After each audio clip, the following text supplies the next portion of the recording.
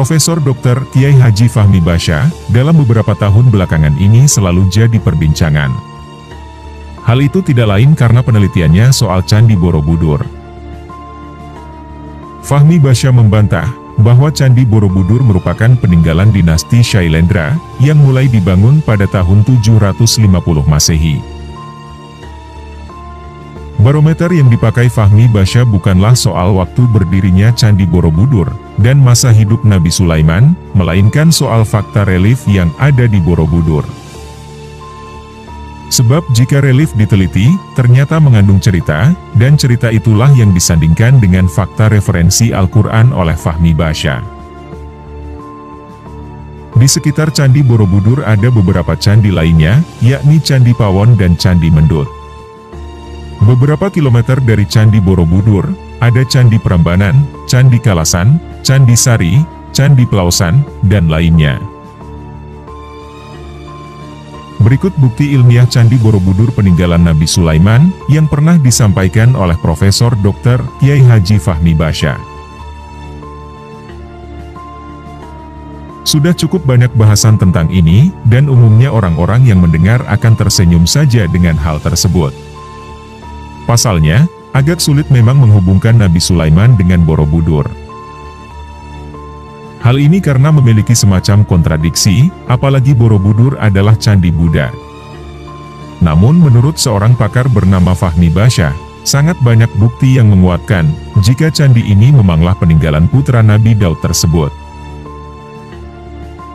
Beberapa bukti menurut Fahmi Basya adalah relief-relief yang mencerminkan kisah hidup Nabi Sulaiman. Salah satunya adalah tabut atau peti yang berisi kitab-kitab dan juga tongkat Nabi Musa. Di Borobudur yang menunjukkan cerita tabut memang ada. Masih menurut Fahmi Basya, pakar matematika Islam ini juga mengatakan, jika Nabi Sulaiman meninggal dunia di Indonesia. Buktinya masih disetujui pada Borobudur, ditolak pada bagian stupa atau istilah lain Hyang nomor 6. Kemudian Fahmi Basya menghubungkannya dengan salah satu ayat Al-Quran. Tatkala kami telah menyetujui kematian Sulaiman, tidak ada yang menunjukkan kepada mereka, jin, setelah kematiannya, memperbaharui rayap yang menyelamatkan tongkatnya. Entah bagian mananya dari ayat tersebut yang mendukung pernyataan Fahmi Basya. Makanya hal ini perlu ditinjau lebih dalam lagi. Nama juga jadi bukti perbedaan antara Indonesia dan Nabi Sulaiman. Jika diperhatikan dengan baik-baik, nama Nabi Sulaiman ini nama yang terkesan Jawa, jika dilihat dari artinya mengandung makna hamba yang baik dalam bahasa Jawa, menurut Fahmi Basya. Ada teori lain yang mengatakan jika ibu Nabi Sulaiman sendiri adalah orang Jawa yang bernama Batsheba. Tidak hanya percaya tentang Nabi Sulaiman yang hidup di Indonesia, istri beliau Ratu Balkis juga berhasil hidup di Nusantara. Tentang Ratu Balkis, ada banyak bukti yang menguatkan jika negeri Saba ada di Indonesia, dan Ratu Balkis juga tinggal di Indonesia. Pertama adalah nama Wonosobo yang sering dikaitkan dengan negeri Saba. Wonosobo sendiri jika dipecah, artinya menjadi hutan Saba. Wono dalam bahasa Jawa adalah hutan.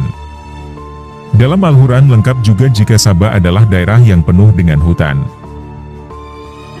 Bukti selanjutnya adalah Candi Ratu Boko yang sering diasumsikan sebagai kerajaan Ratu Balkis. Jika dilihat-lihat, candi ini beberapa bagiannya tidak lengkap. Asumsinya, hal tersebut terkait proses pemindahan istana, seperti yang dikisahkan pada cerita Nabi Sulaiman. Seperti yang kamu tahu, sebelum Nabi Sulaiman bertemu Ratu Balkis, dia terlebih dahulu mengirim surat emas yang diantarkan oleh burung hudhud. Surat ini berisi ajakan untuk bertaubat, yang dimana saat itu Ratu Balkis diceritakan menyembah matahari. Surat ini sebelumnya tidak ditemukan dimanapun, termasuk Yaman yang dipercayai banyak orang sebagai lokasi istana Ratu Balkis. Tapi surat itu ajaibnya ada di Indonesia. Surat emas itu ditemukan di salah satu kolam pemandian Boko.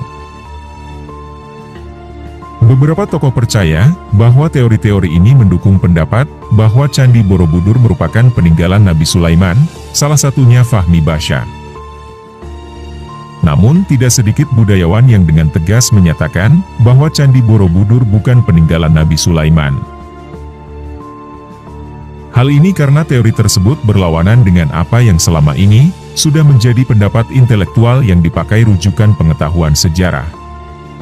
Bahwa Candi Borobudur adalah peninggalan dinasti Shailendra pada masa kerajaan Mataram kuno. Terlebih lagi, teori-teori tersebut disampaikan berdasarkan keyakinan agama, sedangkan arkeolog dan sejarawan melihat berdasarkan fakta dan temuan yang sudah teruji secara keilmuan. Bahkan Candi Borobudur sudah dijadikan sebagai objek penelitian oleh para ahli, baik dari dalam maupun luar negeri. Dan belum ada satupun yang pernah menyebutkan bahwa Candi Borobudur merupakan peninggalan Nabi Sulaiman. Candi Borobudur juga dibangun dengan tujuan sebagai bukti kejayaan dan kehormatan kerajaan Mataram kuno. Sejarawan Belanda, J.G. Casparis, juga mengemukakan bahwa Candi Borobudur pada hakikatnya menggambarkan tentang filsafat agama Buddha. Kalau mengacu pada buku sejarah, rasanya tidak mungkin jika Candi Borobudur peninggalan Sulaiman. Rentang waktu keduanya terlalu jauh. Nabi Sulaiman hidup di masa sebelum Masehi, sedangkan Shailendra setelah Masehi. Namun yang menjadi ukuran Fahmi Basya bukanlah waktu, karena sulit menentukan waktu yang tepat untuk sebuah peninggalan yang umurnya sudah berabad-abad. Yang menjadi barometer Fahmi Basya adalah fakta relief yang ada di Borobudur. Sebab jika relief diteliti, ternyata mengandung cerita, dan cerita itulah yang disandingkan dengan fakta referensi Al-Quran. Lantas apa pendapat kalian tentang Candi Borobudur ini dan silahkan tinggalkan di kolom komentar.